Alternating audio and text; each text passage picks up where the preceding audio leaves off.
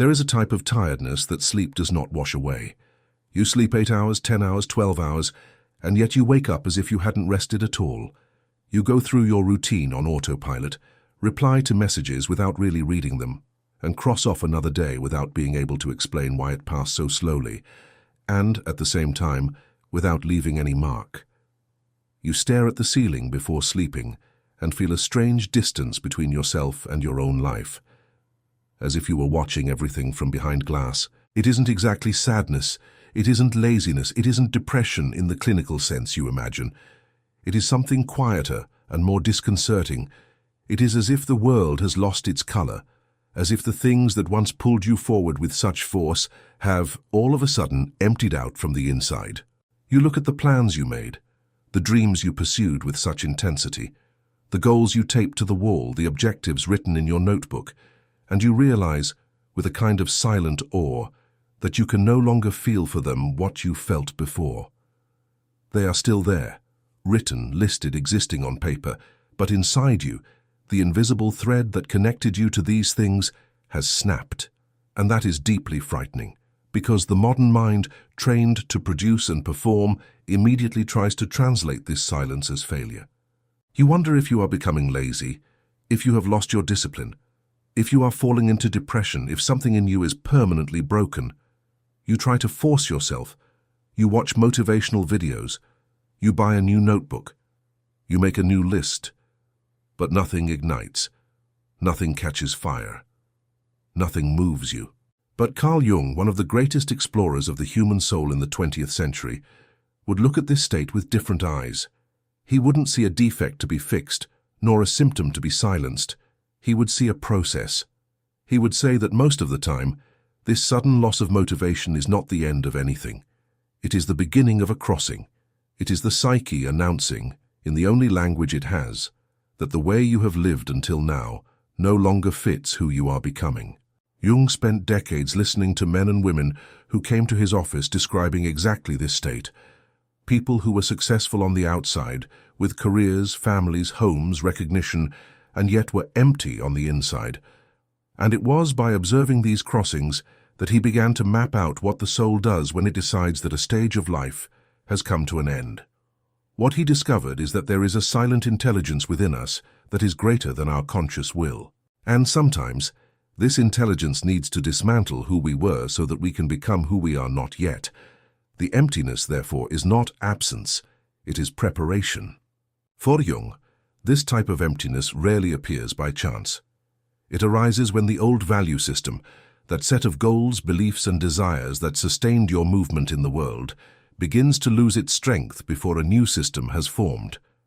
It is an interval between two internal worlds. The first no longer feeds you, but it is still the only one you know. The second has not yet been born, and you have no idea what it will look like. And in this space between one and the other, everything feels suspended. You feel like you should be doing something, but no direction feels true.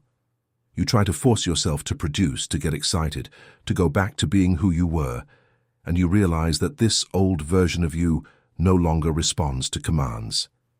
It is like trying to start an engine that no longer belongs to your life. You press the button, but the car is no longer yours. It is necessary to understand what is happening here. The old motivation didn't die because you are weak. It died because it fulfilled its role. It took you as far as it needed to take you, and now that you have arrived at that place, it realized before you did that this was not the final destination. But the conscious mind doesn't know that yet. The conscious mind still tries to use the old map in a territory that no longer corresponds to it. And it is precisely at this point, when effort no longer works, that the psyche begins to do its most important work in silence, away from sight, in the lower depths of consciousness. Much of what we call motivation, Jung reminds us, was never truly ours. This is one of the most disconcerting discoveries he left us.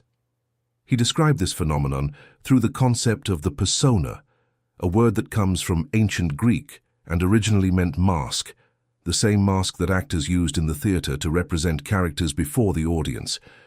The persona is the social mask we build to be accepted, admired, recognized, and protected. It is not bad in itself. It is necessary. Without any persona, we would be unable to live in society. The problem begins when we mistake the mask for the face, when we start to believe that we are only what we present, that our identity is exhausted by the expectations others have of us. From very early on, we learn which versions of ourselves receive affection and which receive rejection. We learn that a quiet child is praised, that a crying child is a nuisance, that a son with good grades is a source of pride, that a teenager with a dissenting opinion is trouble, that a productive adult is respected, that a slow adult is a cause for suspicion. And from there we begin to mold goals, ambitions, and dreams that often have less to do with who we are and more to do with what we need to appear to be in order to keep being loved. Think for a moment. That degree you sought with such effort, was it really your choice, or was it an attempt to finally have something to show your family? That position you've been chasing for years, was it because it speaks to something deep within you, or because it resolves an old pain of feeling like you were never enough? That body, that lifestyle, that social circle, that city you live in, that profession you practice, how much of it is truly yours, and how much of it is an unconscious strategy to escape rejection, to shield yourself against judgment, to prove something to someone who no longer even sees you? As long as that belief was alive, the fuel existed. The fear of not being enough pushed you forward with an intensity that seemed inexhaustible. The search for approval pulled you out of bed in the morning. Comparison with others gave you clear goals. The desire for recognition made you work late. But when, for some reason, this mask begins to crack, when you start to perceive, however vaguely, that you were running for reasons that weren't entirely yours, all the fuel based on fear and external validation evaporates. Not because you stopped caring about the world, but because a deeper part of you refused to keep paying the price of existing for others. And the dreams you carried begin to seem strangely distant, as if they belonged to someone else. As if you were reading the biography of someone you used to be, but whom you no longer recognize, because in a sense it was someone else.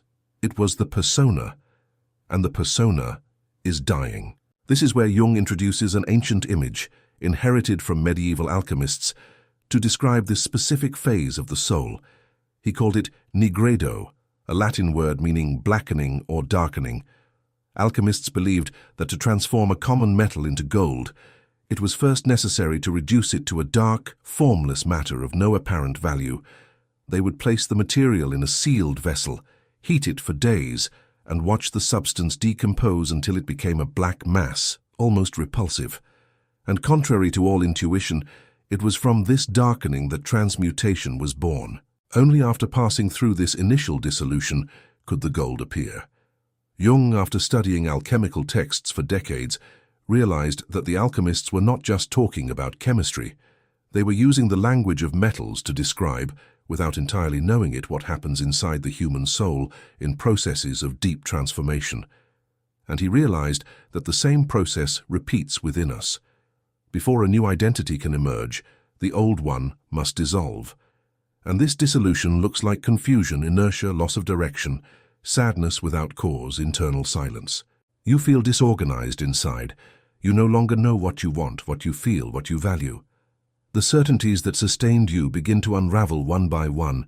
Things you thought were important stop making sense. People who occupied a central place begin to seem distant. Choices you would have defended with conviction a few months ago now cause you doubt, and nothing new appears immediately to take their place. From the outside, this might look like stagnation, like regression, like a crisis. From the inside, it is deep work happening in a dark chamber, away from sight. Jung would say that going through the nigredo is not falling ill. It is allowing what no longer serves to die within you, so that something else can be born. And the only possible mistake at this moment is trying to forcibly revive what the soul has already decided to let go. If you try to hold on to the old identity when it is already leaving, you delay the process. You prolong the suffering.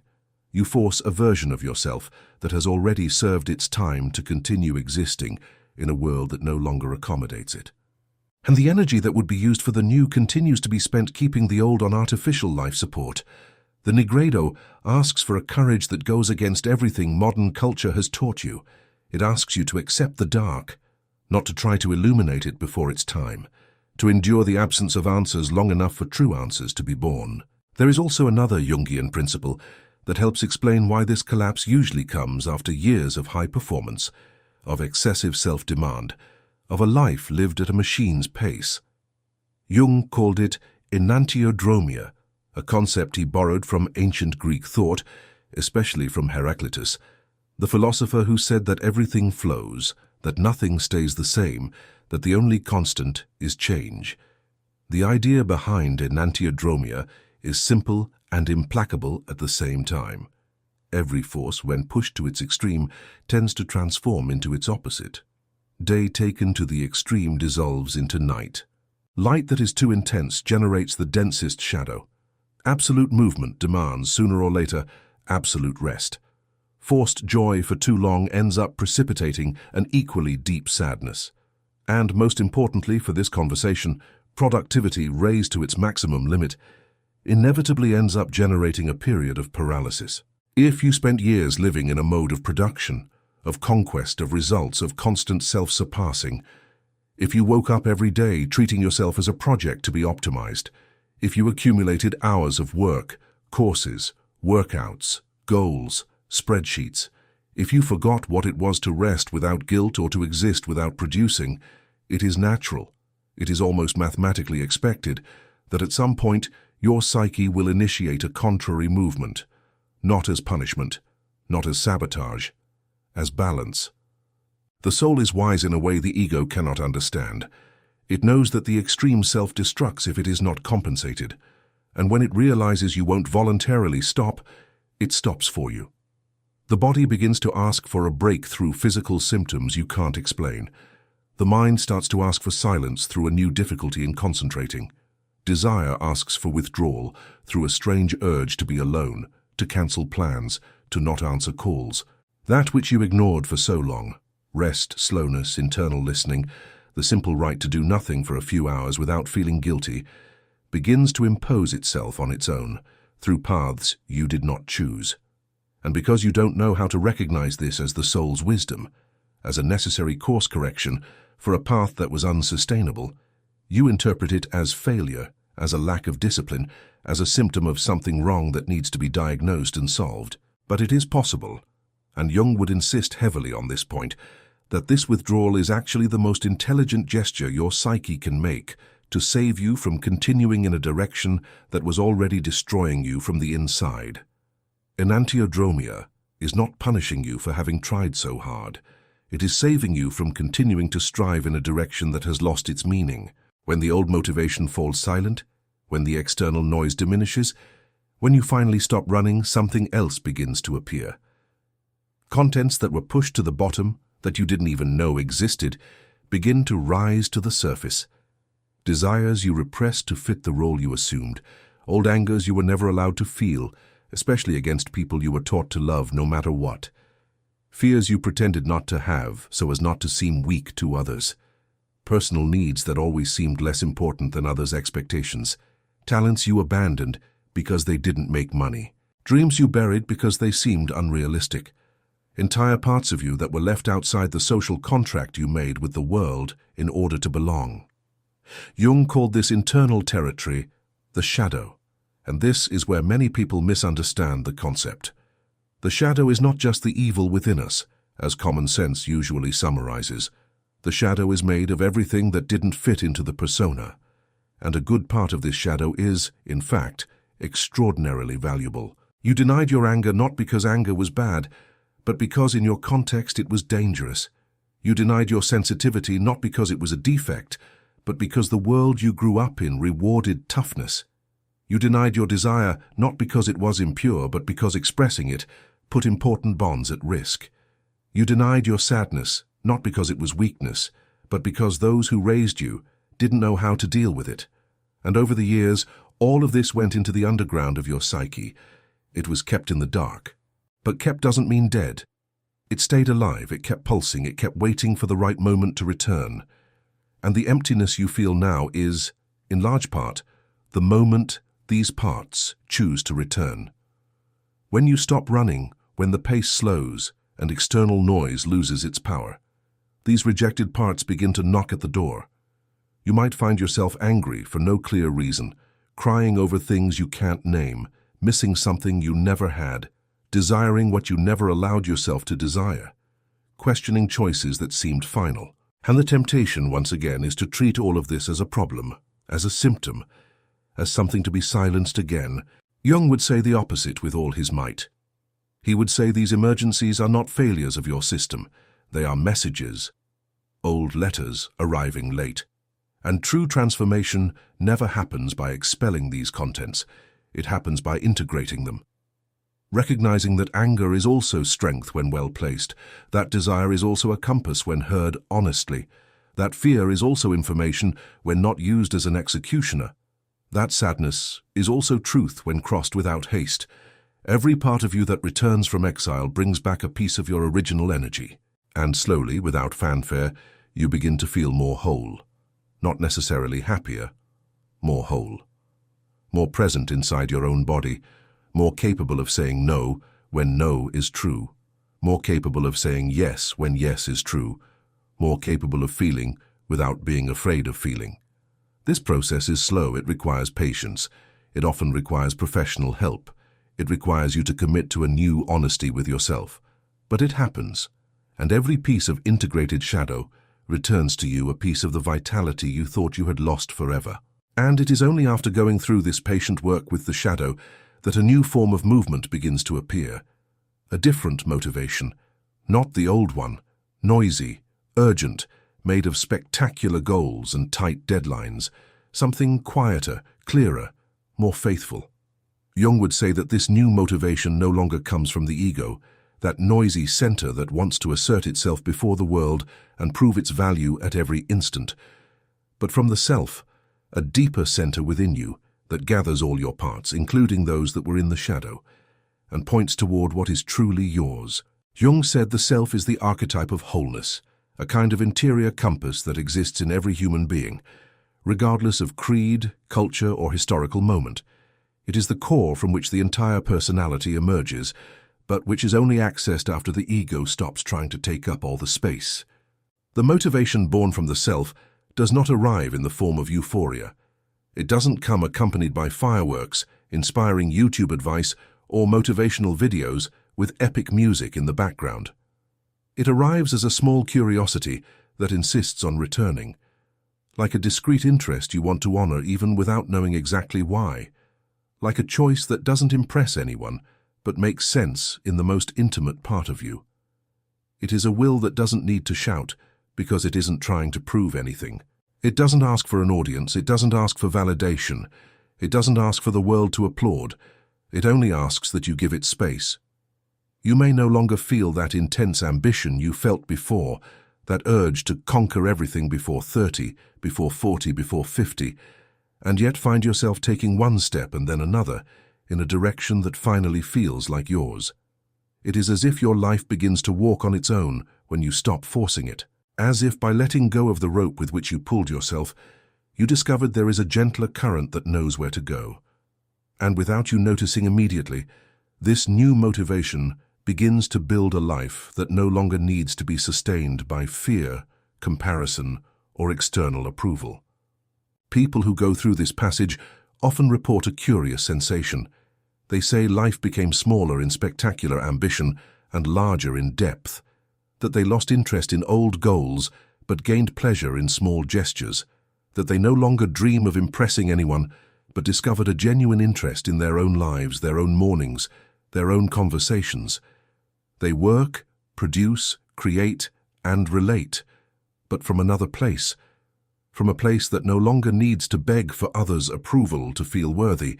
This place is the self, and it was always there. It was just buried under layers and layers of personas, expectations, and emotional survival strategies that you accumulated over the years without realizing it. Jung gave a name to the entire process that this crossing sets in motion. He called it individuation, and we need to understand this word well because it is frequently misinterpreted. Individuation is not becoming isolated from the world. It is not becoming selfish. It is not abandoning responsibilities or bonds. It is not becoming a better version of yourself according to the self-help standards that dominate our era. Individuation is the slow and intimate work of gathering within you that which was divided, reconciling parts that were separated, accepting what was denied, listening to what was silenced, and starting to live from this more whole center. To individuate is to stop being a character built to fit others' expectations, and to start being an individual, in the literal sense of the word, something that can no longer be divided, someone who responds first to their own truth before responding to external demands. This process has no defined end.